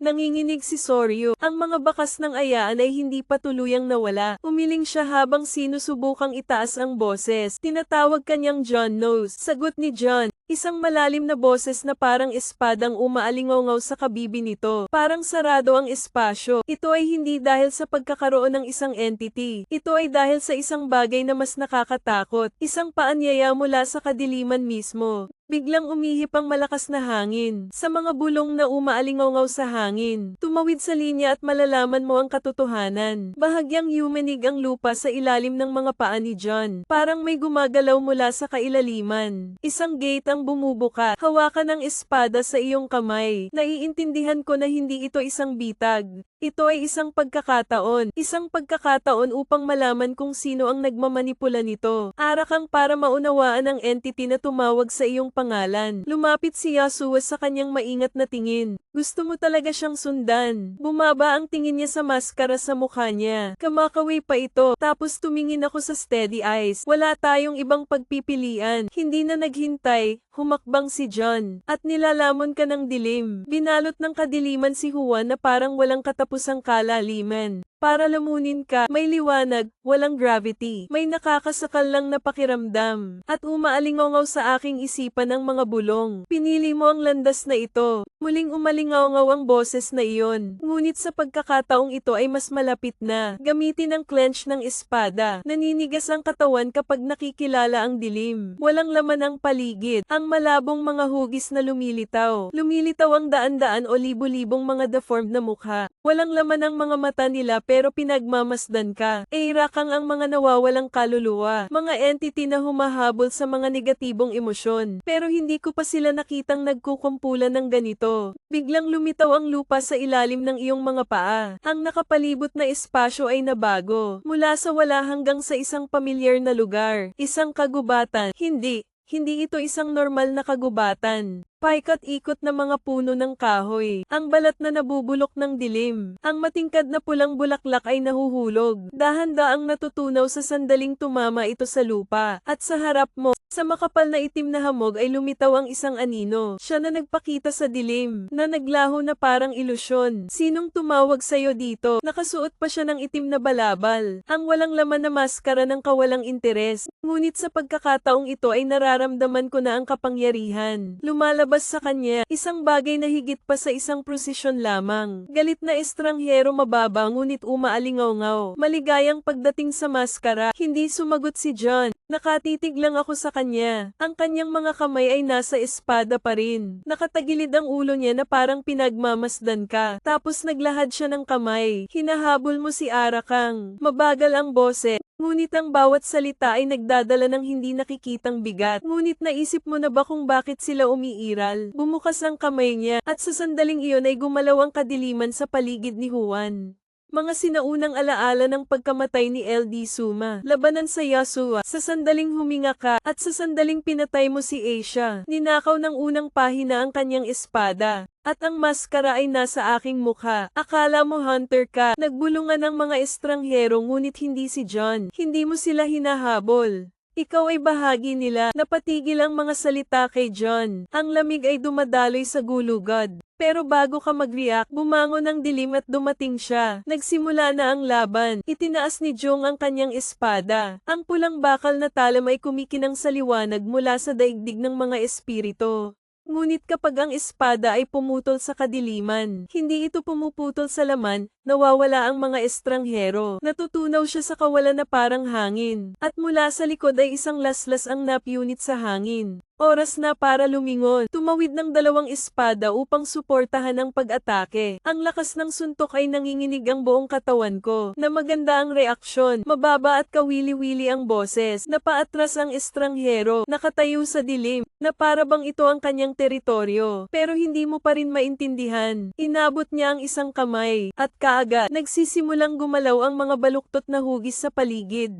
Eira ay maaaring mag-grow ng 10 hindi daan-daan. Gumagapang sila palabas ng dilim. Nagunat ang mga halimaw na katawan. Malapad na bibig na may matatalas ng ngipin. Maliwanag ang kanilang mga mata. Hindi dahil sa pagnanasa, kundi dahil sa takot. Napagtanto ni June na agad silang hindi gumagana. Nanginginig sila, at saka ko naintindihan, hindi sila natatakot kay John. Natatakot sila sa kanya. Tumawa ng mahina ang estranghero na para bang nababasa niya ang nasa isip ni John. Ang Asia Kang ay mga nawawalang nilalang, na humahabol sa mga negatibong emosyon ng tao. Dahan-dahan siyang naglakad, step by step, pero nasa ilalim ng matinding pressure. Ngunit mayroon din silang sariling mga mangangaso. Umikot ang dilim sa likuran niya, upang bumuo ng isang pares ng mga higanting mata. Pula sa gabi, hindi lang Ark ang hinahabol namin. Huminto siya at bumaba ang boses niya. Nilalamon natin sila. Sa sandaling lumabas ang mga salitang iyon. Galit na galit ang kadiliman. Sumisigaw ang prosesyon sa paligid. Hinayla ang kanilang mga katawan patungo sa kanya. Parang mga kaluluwang nakadina. Sinusubukan nilang lumaban ngunit hindi sila makatakas. Nilamon ng dilim ang lahat. Nilamon sila sa isang itim na bagyo. Nakatayo lang si John na nakaramdam ng lamig sa buong katawan. Hindi siya normal na lalaki. Siya ay isang bagay na mas masahol pa sa isang rakang. Nagtaas ng kamay ang estranghero, at bahagyang nabasag ang maskara niya. Tumingin siya ng diretso kay John. Gusto mo bang malaman kung bakit ka pa nabubuhay? Tumibok ang puso ni John. Alam niya ang hinahanap ni John. At ngayon ay nag-alok na siya. Sa isang nakakuyom na pagkuyom ng espada, ang kanyang mga mata ay hindi umalis sa estranghero. Nakatayo siya doon na nababalot ng dilim. Nilamon siya ng mga labi ng Asia. Paikat-ikot pa rin na parang mga kaluluwang nakulong. Ano ang alam mo tungkol sa akin? Tanong ni John sa mahina ngunit alertong boses. The stranger tilts his head na parang hinuhusgahan ka. Natawa siya na patay ka na. Ang mga salita, parang espada sa isip ni John. Ikaw ay Yasuo, nagpatuloy sa kanyang boses. Walang emosyon. Dapat na wala ka tulad ng iba. Bakit nandito ka pa? Bakit nakadikit sa iyo ang maskarang iyon? Nakataas ang kamay niya. Itinuro ang Arai mask sa aluminum face. Akala mo hinahabol mo sila. Lalong lumakas ang boses niya sa pamamagitan ni John. Nagiging isa ka sa kanila. Huminto si John. Nagsisinungaling siya, diba? Ngunit sa kaibuturan, alam ni John na hindi siya nagkakamali. Simula nang magising, hindi ako iniwan ng maskara. Kahit saglit, sa tuwing kukuha ako ng lata ng Ra, may nararamdaman na naman ako. Gumagapang ito sa loob ko. Bahagi ng kadiliman, bahagi nila. Ang estranghero ay gumagawa ng isang hakbang. Nanginginig ang dilim sa ilalim ng kanyang mga paa. Pero matutulungan kita, sabi niya. Umaalingaw-ngaw ang alok sa kadiliman ng kalawakan. Hindi sumagot si Jong, tinitigan lang siya. Matutulungan kitang kontrolin ang kadiliman sa loob mo. Nagpatuloy ang estranghero. Makakatulong sa iyo. Intindihin ang hindi mo namamalayan. Ang kanyang mga mata ay mas malamig kaysa dati. Ang katotohanan tungkol sa iyong pagkamatay. Sinakal ang puso ni John. Alam niyang may alam siya na hindi mo alam. Ngunit, mapagkakatiwalaan ba siya ng taong kayang lamunin si Asia Kang? Isang mas nakakatakot na nilalang. Ang mga demonyo ang hinahabol ni John. Napatingin ulit ako sa kanya. Ang walang buhay na maskara. Isang mahinahong boses na hindi kasinungalingan. Nanginginig ang Arka nang tumayo sa harapan niya. Kung siya ang kalaban, matatalo kaya siya ni John? Ang sagot ay malinaw na hindi. Hindi ngayon. Huminga ng malalim. Ibinaba ni daw ang kanyang espada at nakaalerto pa rin ang kanyang mga mata. Sabihin mo sa akin kung bakit kapito. Dinilaan ng estranghero ang kanyang mga labi. Isang maputlang ngiti ang sumilay sa kanyang mukha. Well, marami tayong pag-uusapan. Zoom. Dumating ang estranghero. Ang dilim sa ilalim ng aking mga paa. Para siyang sama-sama sa paligid. Inabot niya ang kanyang kamay. Isang itim na hangin sa palad. Gusto mo ba talagang malaman? Tanong niya sa mahinang boses. Parang bulong ng gabi. Hindi sumagot si John. Bagkus ay naikayam niya ang espada sa kanyang kamay. Pinaglalaroan ka niya upang subukan ang iyong pasensya. Ngunit walang oras si John para sa mga larong ito. Sabihin mo, tumango ang estranghero at ikinaway ang kanyang kamay. Sumiklab ang dilim at binalot ang lahat. Naramdaman ni John, parang nahuli sa buhawi, kinaladkad sa isang lugar na hindi nararapat. At saka ko nakita, bumuhos ang ulan umalingaw-ngaw sa gabi ang tunog ng mga espadang dumedampi. Sa harap ni Yasuo ay nakatayo ang dagwang espada, mabigat na paghinga, at si John ay nasa lupa. Pero hindi lang Yasuo, isang anino ng ibang tao na nakatayo sa likod ni Yasuo. Isang lalaking nakaitim na coat, mukha na nakatago sa pamamagitan ng isang pangit na maskara. Bumaba ang tingin niya sa katawan ni John at itinaas ang kamay. Nakita ni John ang kanyang sarili na patay na, ngunit pagkatapos ay hinawakan niya ang iyong katawan. At sa sandaling iyon, isang tipak ng itim na usok dumulas sa iyong katawan, parang ahas na nakabalot sa kanyang biktima. Nagising si John at nakita niyang muling binuksan ang kanyang mga mata. Ngunit sa pagkakataong ito, ang ayak mask ay naayos sa iyong mukha. Wala na ang dilim. Napaatras si John, mga kamay sa maskara na palagi mong isinusuot sa iyong mukha. Hindi ka bumalik mula sa mga patay. Hinayla ka pabalik. Nariyan ang AI o isang bagay na nagbigay buhay sa iyo. Ang estranghero ay nakatayo doon na mahinahong nakatingin sa akin. Naiintindihan mo na ba ngayon? Hindi sumagot si John. Isang nagbabagang galit ang sumiklab sa aking puso. Sino ang gumawa nito sa iyo? Sino ang nagpabalik sa iyo? Para sampain ka sa ganitong forma. Naikayam niya ang kanyang espada at tumingin ng diretso sa estranghero. Alam mo kung sino siya, isang mahinang ngiti sa labi ng estranghero. Alam kong nakatalikod siya. Ang tanong ay, malakas ka ba para harapin ang katotohanan? Malakas na hangin ang umiihip. Sundin ang mga pulang dahon na kamakawi sa gabi. Tumayo si John. Umiikot pa rin ang isip ko pagkatapos ng nakita ko. Isang lalaking nagtatago ng mukha. Isang maruming kamay na humila sa akin pabalik mula sa mga patay. Hindi ka nabigyan ng pangalawang pagkakataon. Ikaw ay manipulahin. Naikayam ng kanyang kamay ang dulo ng kanyang espada. Ang pakiramdam ng galit ay tumataas na parang tsunami. Ngunit alam kong hindi ngayon ang oras para mawala ng kontrol. Nandoon pa rin ang estranghero. Tinalikuran niya si John na parang may hinihintay. Sabihin mo, Juan, sa mahinang boses, at sino siya? Tumawa ang estranghero, isang tawa na kasing lamig ng yelo. Hindi mahalaga ang kanyang pangalan. Ibinaling niya ang kanyang mga mata sa isang maliwanag na pulang ilaw.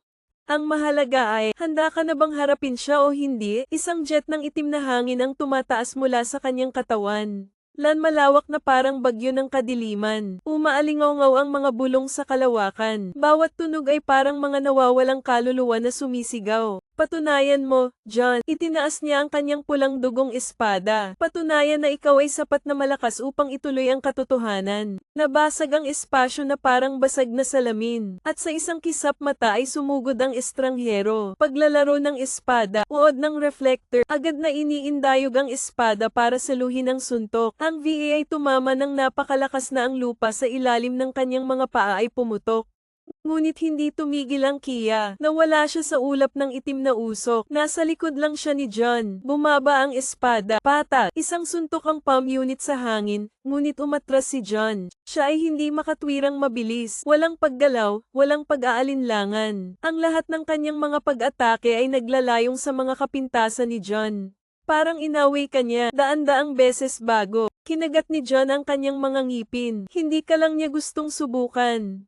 Gusto kanyang patayin, tapos hindi ako magkokompromiso. Huminga ng malalim. Ilagay ang iyong kamay sa maskara. Isang malamig na daloy ng hangin ang dumadaloy sa iyong gulugod. The Ark ang inyong sumisigaw. Pakiramdam ko ay gaman at lumakas ang katawan ko. Biglang naging malinaw ang mga galaw ng kalaban. Parang bumagal ang oras. Nang dumating muli ang estranghero ay handa na si Juan. Red at blue blades VA hinawakan sa isang kidlat bagyo. Morning magsisimula na talaga ang laban. Nagniningning ang langit sa pamamagitan ng mga spark na lumalabas sa laban. Bawat espada ay pinupunit ang hangin na nanginginig sa lupa. Paggawa ng malalim na hiwa sa malamig na bato. Itinulak ni John ang kanyang kalaban sa isang kisap mata. The stranger glides sa likod. Hindi nagbago ang pulang mata. Hindi nagpapakita ng emosyon. Ito ay tulad ng isang maliit na pagsubok para sa kanya. Mabuti yan. Tumango siya sa tahimik na boses. Pero ang bagal mo pa rin. Walang oras si John para tumugon. Nawala agad siya. Grabe ang bilis. Hindi ito makita ni John. Mararamdaman lang niya. Isang malapit na hangin na nagmumula sa likuran. Ang iyong instincts ay nagsasabi sa iyo na lumiko. Paalang na slash sword, espada ng kalaban, isang hairline lang mula sa leeg mo. Ngunit ito ay tumigil sa oras. Mabilis talaga. Kinagat ni John ang kanyang mga ngipin. I-slide ang iyong mga paa pabalik upang iunat ang distansya. Ang estranghero ay hindi lamang nakatayo doon. Ang kanyang mga kamay ay nasa espada pa rin. Isang nakamamatay na katahimikan ng bomb alat sa espasyo. As if naghihintay siya ng move from John. Naiintindihan ni John na hindi ito isang labanan sa kapangyarihan. Ito ay isang digmaan sa pagitan ng mga espada. Napapikit ako saglit. Hayaang umihip ang hangin sa iyong buhok. Espada sa gabay na kamay. Nang imulat ko ang aking mga mata, muling nagbago ang aking kalooban. This time ikaw ang una. Nawala si John sa kanyang orihinal na posisyon. Sa isang tibok ng puso, lumapit ka sa estranghero. Ang espada ay umindayog na parang kidlat. Ang itim na anino ay lumipad ng makitid. Hindi tumigil si John. Tumalikod siya at inihagis ang pangalawang slash, ang ikatlo at ikaapat. Lahat ng paraan, lahat ng espada ay nagdadala ng malamig na hangin ng isang mandirigma.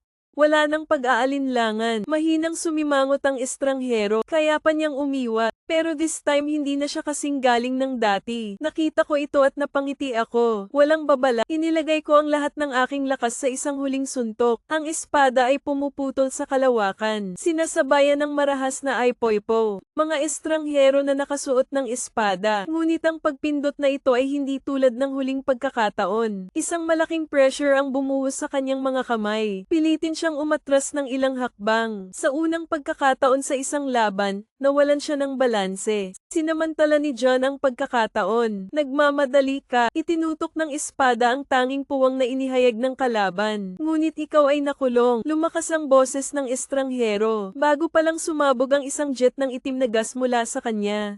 Ang tunog ay itinapon, malayo sa iyong katawan va malakas sa lupa, gumawa ng malalim na dent, matindi ang sakit, pero sinusubukan ko pa ring bumangon. Pagtingin ko, nakita ko ang stranger na nakatayo doon. Hindi ito kumikibo, pero this time may kakaiba na. Nagbago ang kanyang espada, ang madilim na pulang talam ay nagbigay ng demonyong aura. Para itong buhay at uhaw sa dugo, diretsyo niya itong binuhat patungo kay John. Tingnan natin kung hanggang kailan ka makakaligtas. Nagiging mabigat ang hangin hanggang sa masikip. Ang maitim na pulang espada sa batang kamay ng estranghero. Parang umuungol, nanginginig na parang hayop na nakakadena ng sobrang tagal. At malapit ng mapalaya, hindi naglakas loob na kumurap si John. Ramdam na ramdam ko ang abnormalidad. Isang daloy ng hangin. Hindi ito katulad ng anumang Alaska. Nakaharap ko na ito dati. Ito ay hindi lamang isang malakas na kaaway. Ito ay isang pagsubok ng tadhana. Itinutok ng estranghero ang kanyang espada kay John. Nararamdaman mo ba ito? Tanong niya. Mga boses na parang umaalingaw mula sa malayong dimensyon. Hindi sumagot si John. Kinuyam lang niya ang kanyang espada. Hindi mo kailangang malaman kung sino ang nasa harap mo. Bakit kanya gustong ipaglaban? Ang alam ko lang kung mabibigo ako mamamatay ako, at hindi ako pwedeng mamatay. Huwag ngayon. Isang jet ng itim na hangin ang umagos mula sa pulang espada. Nakahagis kay John na parang malakas na hangin. Hinampas ko ang espada ko para tumigil. Ngunit sa sandaling dumampi ang iyong espada, isang kakaibang puwersa ang agad na kumukuha sa kanyang kapangyarihan. May sumusubok na lamunin ka. Natamba ang boses ni John. Gamulong-gulong ka sa hangin. Bago lumapag sa isang tuhod, mabigat na paghinga. Ngunit hindi ka bibigyan ng mga estranghero ng oras upang makabawi. Nagpakita siya sa harap ni John. Ang talam ay umindayog pababa na parang kulog. Kinagat ni John ang kanyang mga ngipin. Lagyan ng kaunting puwersa ang iyong binti at tumalon pabalik. Makitid na iniiwasan. Ngunit sa sandaling mapunta ka, lumilitaw ang isang hindi nakikitang hiwa sa iyong kamiseta. May lumabas na malamig na pawis sa noo ko. Iniwasan na niya ang suntok ngunit inatake pa rin siya. Tumawa ang estranghero. Hindi mo pa rin maintindihan kung bakit. Ang espada ko, ito ay hindi lamang limitado sa pisikal na pag-atake. Itinaas niya ang kanyang espada at itinuro si John. Ang talam na ito ay hindi lamang pumuputol ng laman. Pinutol nito ang kaluluwa. Kinilig si John sa kaluluwa. Kung gayon, kahit na maaari mong iwasan, maaari kanyang saktan sa ibang paraan. Pagkatapos ay ibinulong ko ang aking mga mata ng mas matalas kaysa dati. Kung gayon hindi natin kailangang magmadali. Mukhang nag-freeze ang space sa isang sandali at pagkatapos ay ang dalawang anino ay bumagsak sa isa't isa sa hindi kapani-pani walang bilis.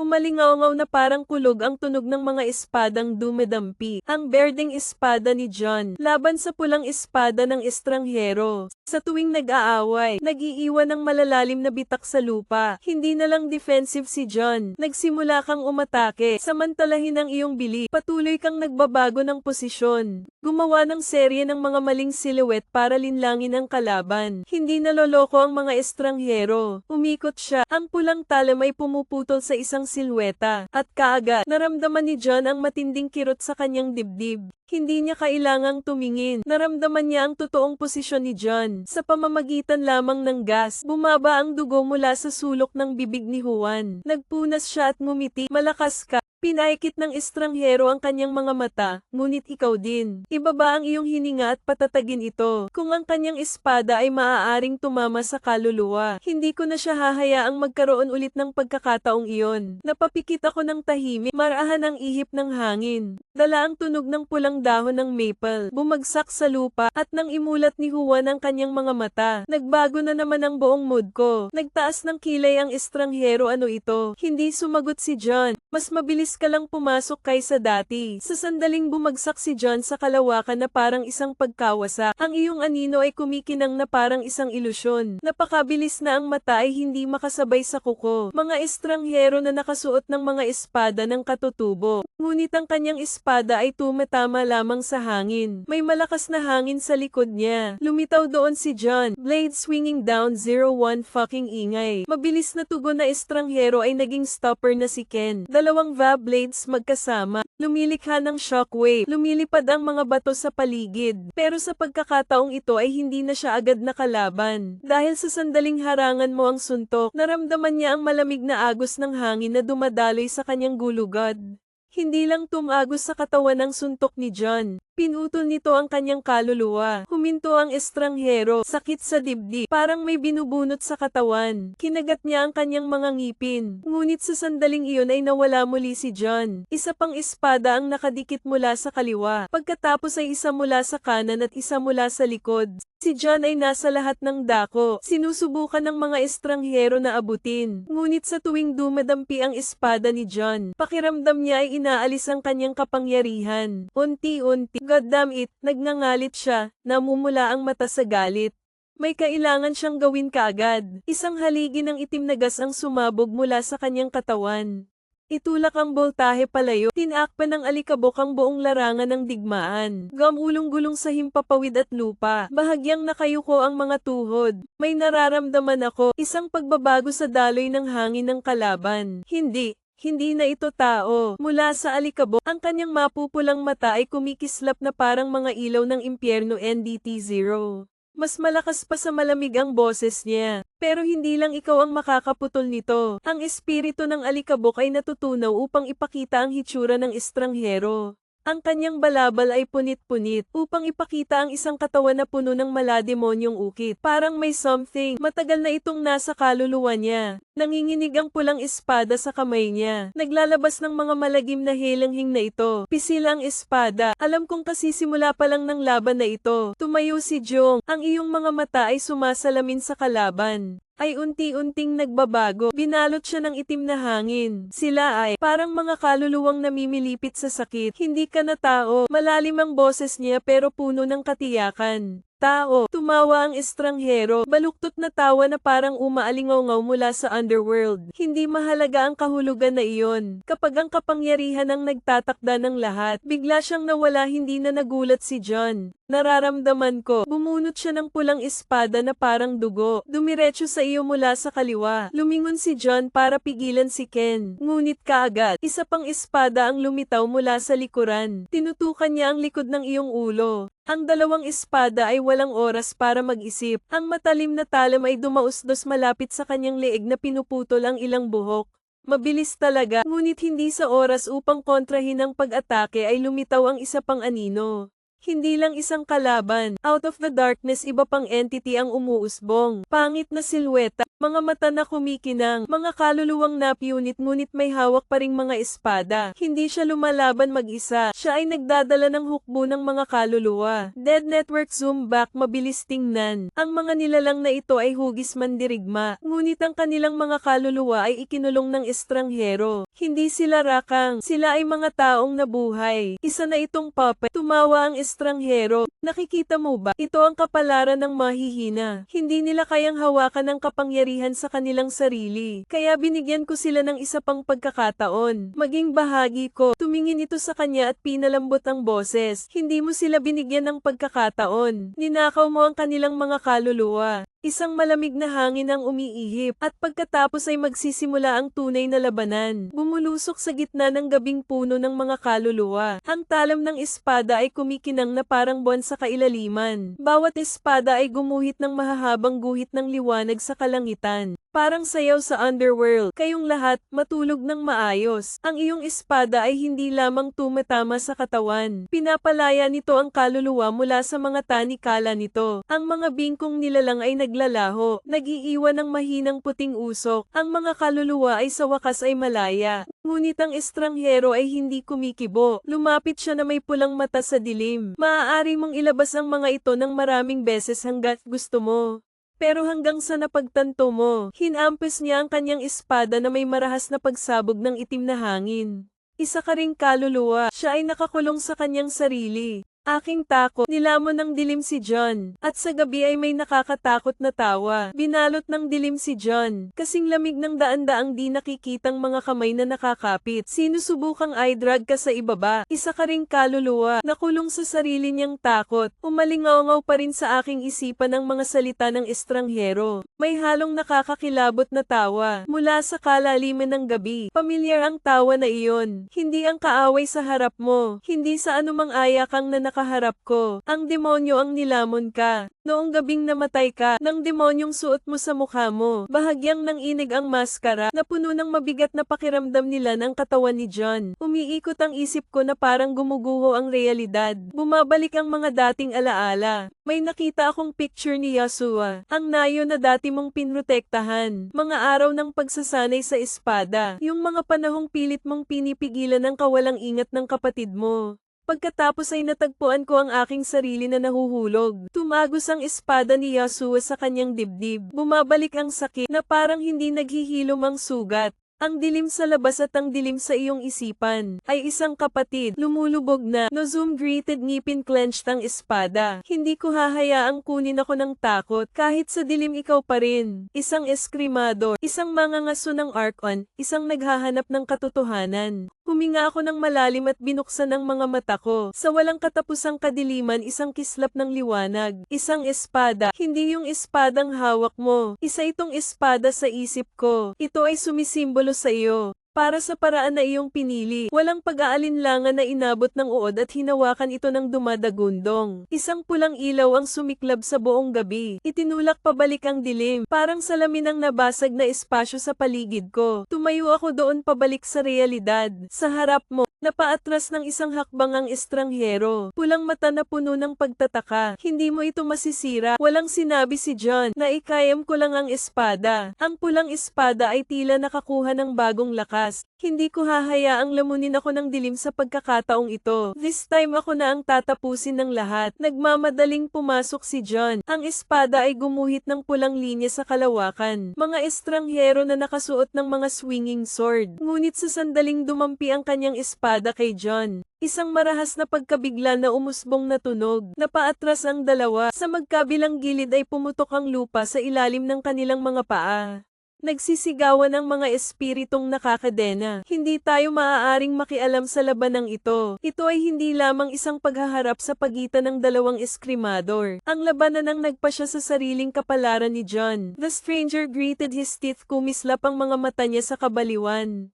Akala mo kaya mong ipaglaban ang kapalaran mo? Ikinakaway niya ang kanyang mga kamay ng kadiliman sa paligid. Bumuo ng daan-daang itim na talam tulad ng tinta, lumulutang sa hangin. Ikaw ay isinumpa, simula nang pinatay mo ang unang demonyo. Hayaan mong patunayan ko sa iyo. Walang sino man ang makakatakas sa kanilang sariling kalikasan. Ang mga blades ay darating. Hindi umatras si John, na ikayam ko ang aking espada. Bahagyang lumipad ang maskara sa mukha. Gusto kitang atali muli sa dilim. Pero this time hindi na ako natatakot. Hindi ka pepe ng tadhana. Ikaw mismo ang gagawa nito. Ukit ang iyong sariling landas. Kamakaway ako na parang hangin. Ang espada sa kamay ay tumatagos sa bawat talam ng kadiliman. Nagkalat ang mga putol na piraso ng espada. Hindi ko mapipigilan ang iyong pag-unlad. Sa isang segundo ay lumapit sa iyo si John. Maaari mo akong isumpa. Maaaring magbigkis sa atin sa madugong kapalarang ito. Ngunit hinding-hindi ako luluhod sa harap nito. Hinampas ko ang aking espada. Isang laslas na pumupunit sa espasyo sa pamamagitan ng estranghero. Iminulat niya ang kanyang mga mata sa hindi makapaniwala. Nagsimulang maglaho ang dilim sa paligid niya. Unti-unting napalaya ang mga nakakulong na kaluluwa. Hindi. Imposible, may sinusubukan siyang sabihin, ngunit ang kanyang katawan ay napunit sa dalawa sa pamamagitan ng isang nakamamatay na suntok ng espada. Isang hiyawan ng puot na umaalingaw sa kalawakan. Tapos nawala siya. Bumaba ang nagniningas na espada ni John. Bumaon ang lahat sa katahimikan. Huminga ako ng malalim pero hindi ako nahulog. Sa unang pagkakataon sa maraming taon, malaya na talaga ako, ngunit hindi pa tapos ang paglalakbay. Dahil may pangalan na hindi ko alam. Ang pangalan ng demonyong tumawa noong gabing namatay ako. At hindi ako titigil hanggat hindi ko nalalaman ang totoo. Ang malamig na hangin ay dumaan sa nasirang larangan ng digmaan. Amoy alikabok at dugo. Ang uod ay nakatayo sa gitna ng mga guho, ang talam ay pula pa rin. Ang tunog ng labanan, wala na ang kalaban, ngunit sa kaibuturan ng aking puso, alam kong hindi pa ito ang katapusan. Bahagyang nanginig ang maskara sa kanyang mukha, parang hayop na bumubulong sa tenga mo. Isa pa, umalingaw sa isip ko ang pamilyar na tawa na iyon. Akala mo napalaya mo na ang sarili mo. Naliligaw ka lang, John. Kumunat ang noo niya at hinawakan ang hilt ng espada niya. Iyan ang boses na humila sa iyo sa kalsadang ito. Tumawa ang dyablo sa gabi. Nahulog siya sa ilalim ng espada ni Yahshua. Ipinikit ko ang aking mga mata at tumuon sa espiritual na enerhiya.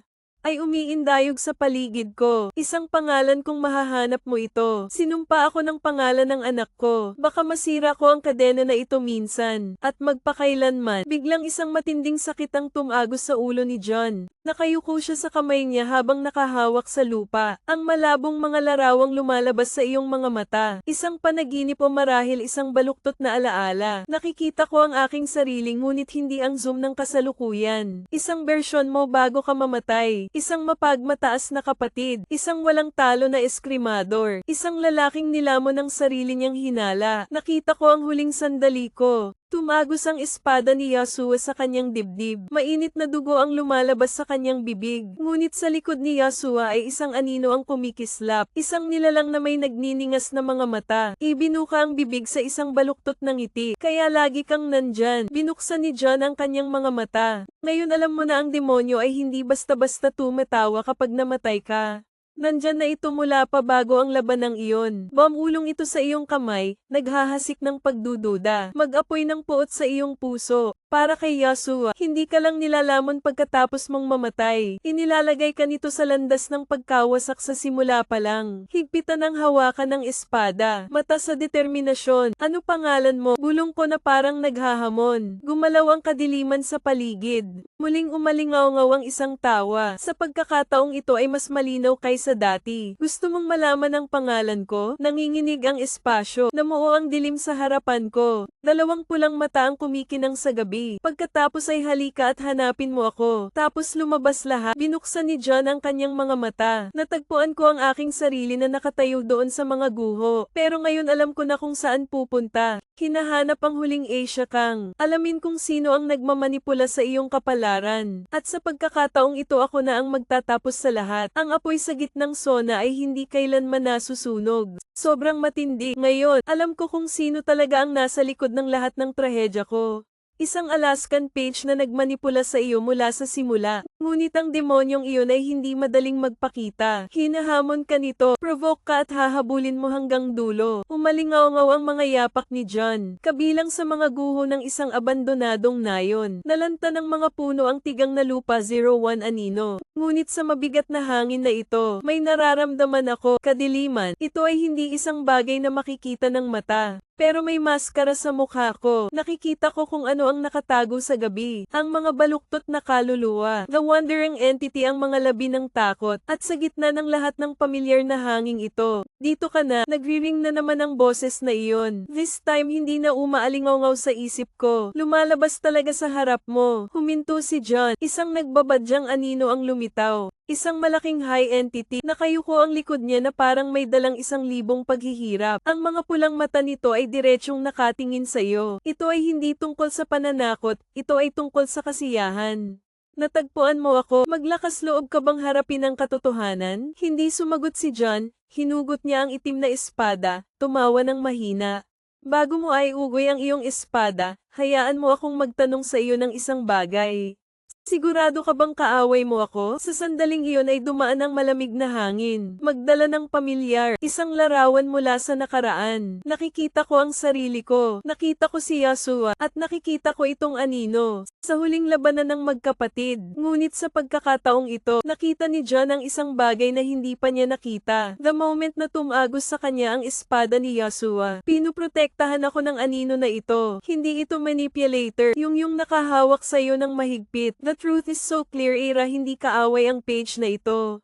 Ito ay ang tanging bagay. Pinigilan ako nito sa pag-atake ng isa pang demonyo. Ganap na nilamon, tumawa ang itim na anino, at kumupas ang mga mata nito. Ngayon naiintindihan mo na, ngunit may isang huling tanong. Gusto mo bang malaman na talagang nagpabeya sa iyo sa bangin? Bahagyang pag-aalinlangan ay tumango si John. Nagtaas ng kamay ang anino, nanginginig ang hangin sa paligid, tapos may lumabas na pangalan. Isang pangalang hindi inakala ni John na maririnig niya muli. Muli na namang dilat ang mga mata ko, nang nagtulak sa iyo sa kalsadang ito. Ikaw ang pinaka-pinagkatiwalaan ko. Gumuho ang espasyo kapag tumunog ang pangalang iyon. Natahimik si John. Hinawakan ng kamay ang hawakan ng espada. Parang nanginginig ang mundo sa paligid mo, na nagmamanipula sa iyo mula sa simula, na nagtanim ng pagdududa sa iyong isipan. Hindi isang anonymous na ayakang. Ito ay isang taong dati mong iginagalang. Hindi pwede si Edsuma. Umiling si John na sinusubukang iwaksi ang kaisipang iyon. Si Edsuma ay isang mahusay na guro, isa na namumuno sa buong nayon, isang iginagalang ng lahat. Baka hindi mo pa rin maintindihan si John. Bulong ng itim na anino sa harapan ko. Sa tingin mo bakit lagi kitang binabantayan? Bakit hindi ko hahayaang lamunin ka? Hindi na nang aasar ang boses na iyon. Puno na ito ng kaseryosohan. Dahil alam ko ang katotohanang hindi mo pa nakikita. Muling lumitaw ang nakaraan. Ang mga imaheng sumagi sa isip ni John. Parang mga piraso ng alaala na pinunit at pinagsama-sama. Nakikita ko si LD Suma na laging mabait ang guro, pero nakatago sa mata. Naglalaman ito ng iba. Isang lihim na pag-aalala. Nakita ko kung paano tinuruan ni LD Suma si Yasua Magic. Kung paano niya inilagay ang kanyang tiwala sa isang batang lalaki. Hindi sapat na mature, ngunit ang kakaiba ay, hindi niya talaga ginawa. Turuan si Yasua kung paano ito kontrolin. Isa pang larawan, Night Edruma namatay ang dilim sa silid, dugo sa sahig, nakatayo sa harap ng katawan ng kanyang guro. Hindi lang Yasua, ngunit may isa pang nilalang. Isang LD Suma demon na hindi Yasues. Nilamon siya ng sariling takot, at siya ang tumawag sa demonyo. Nagising ako sa alaalang nasa harapan ko. Ang kadiliman ay kumukupas, nag-iiwan ng isang huling salita. Ang katotohanan ay laging nakatago. Dahil sa pinaka-pinaniniwalaan mo, umihip ang malamig na hangin, dala ang alingawngaw ng mga salitang iyon. Walang duda ngayon si John. Alam ko na ang susunod na gagawin. Sinusubaybayan ang mga huling bakas ng LD Suma at hanapin ang katotohanang nakabaon sa dilim. Matapos mahayag ang katotohanan tungkol kay Edsuma, naramdaman ni John na patuloy na umiikot ang alon sa kanyang isipan.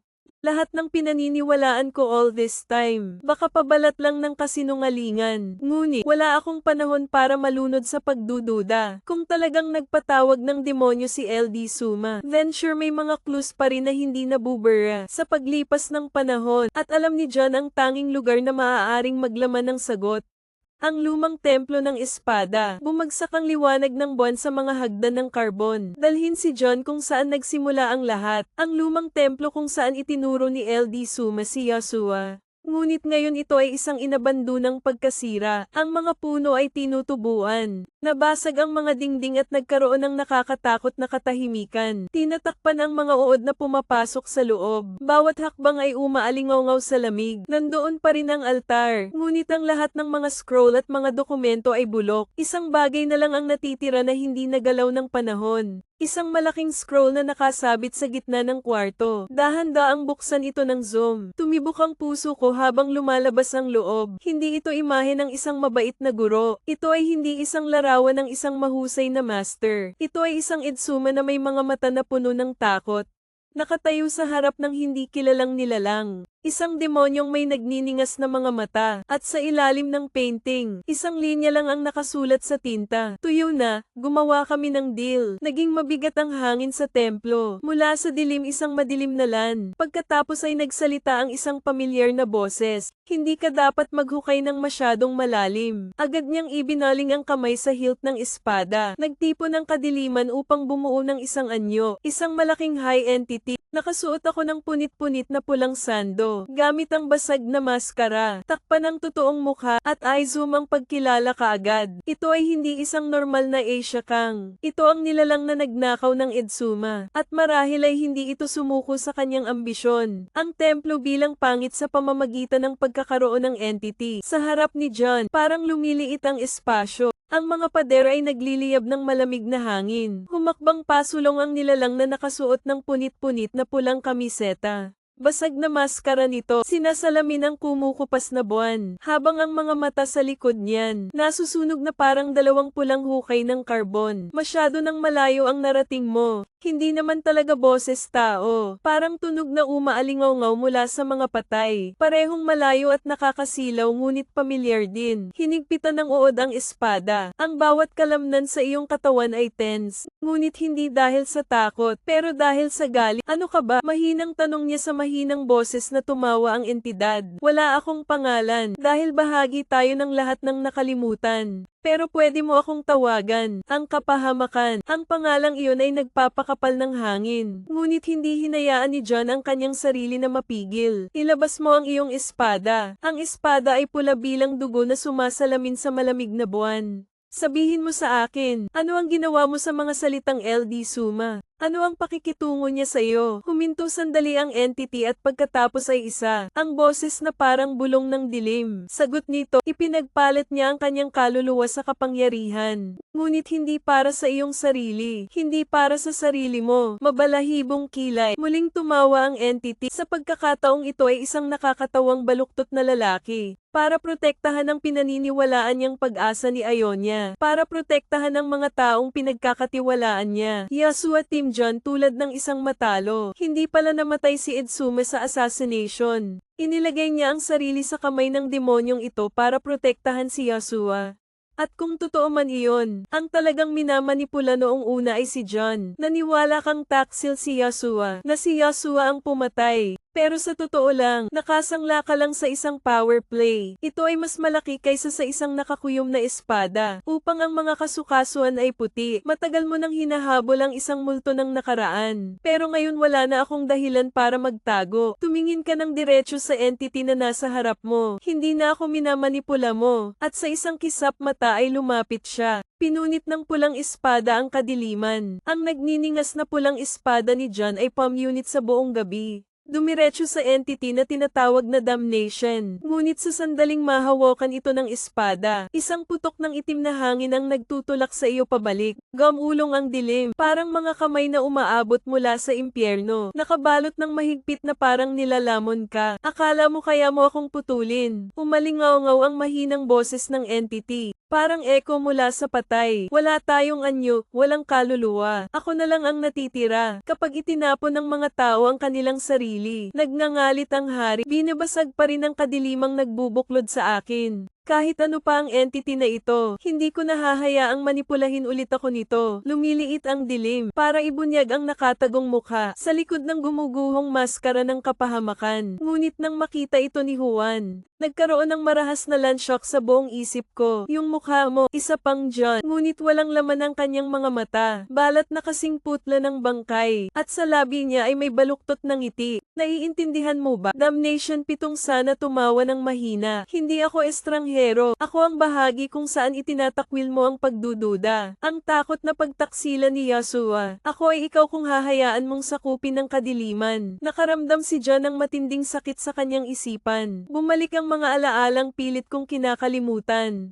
Sa sandaling sinisi mo si Yasuo, sandali, nakipag-away siya sa kanyang nag-iisang kapatid. The moment na ilalabas mo ang galit mo sa iba, nang hindi nalaman ang katotohanan, ang lahat ay dahil pinili mo upang maniwala sa iyong sariling puot. Hindi nakatutok ang mga mata ko, hindi ako ikaw. Naikayam ko ang aking espada. Direktang nakatingin sa baluktot na imahe ng iyong sarili. Nasa harap mo ang anino ng nakaraan. At hindi na ako ganoon kain ng tao. Sa sandaling iyon, ang maskara sa mukha, ito ay isang kumpletong breakdown. Isang maliwanag na pulang ilaw na nagliliyab sa buong gabi. Pag-indayog pababa ng espada, sa pagkakataong ito, hindi na tumatama ang espada sa hindi kilalang nilalang. Ito ang takot sa isip ko. At kapag ang tibak ay tumagos sa kadiliman ay napiunit, hindi sumisigaw ang kapahamakan, nawawala lang. Wala na yung mukha, wala nang masasamang bulong na umaalingaw sa aking isipan. Nakatayo sa gitna ng nasirang templo. Mainit pa rin ang espada sa kamay ko. Sa unang pagkakataon sa maraming taon, mas magaan ang puso ko. Ngayon ay wala na ang dilim. Naiwang mag-isa sa gitna ng nasirang templo. Umiihip ang hangin sa bulok na kahoy, dalhin ang lamig ng gabi. Pero sa puso ko may mas malamig, isang kakaibang kawalan ng laman. Wala nang kapahamakan, wala nang malisyosong bulong, ngunit walang makakapigil sa iyo. Ibinaba ni John ang kanyang espada at tinitigan ng kalangitan sa gabi.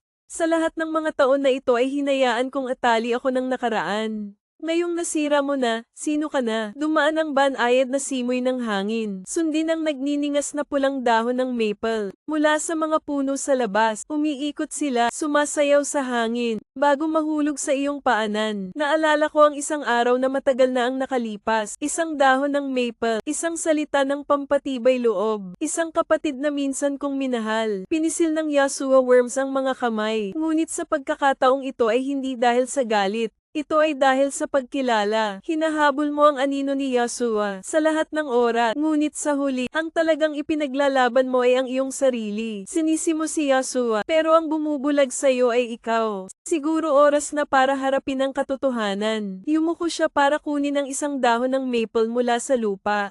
Pula ng dugo ngunit parang apoy. Isang hindi natutupad na pangako. Ang kapasidad ng espada sa likod. Ilayo ang mga tao sa templo. Ang hangin ay tahimik, ngunit ang aking paglalakbay ay hindi pa tapos.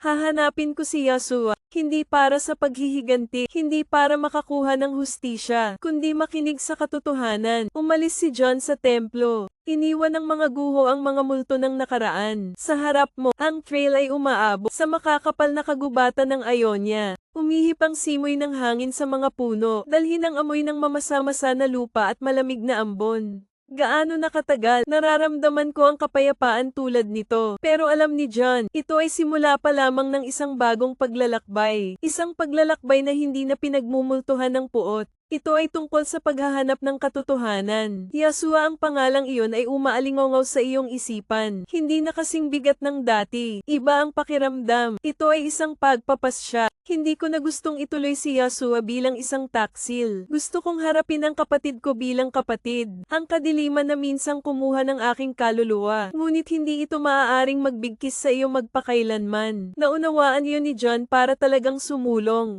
Kailangan mong makinig kay Yasuo. Intindihin ang nangyari at tanggapin ito. Tanggapin ang katotohanan gaano man ito kasakit. Makalipas ang ilang araw, sa isang maliit na nayon sa hangganan ng ayon iyan, narinig ni Yuon ang balita. Isang eskrimador, gamit ang estilo ng pakikipaglaban ng espada, ay nakita kamakailan.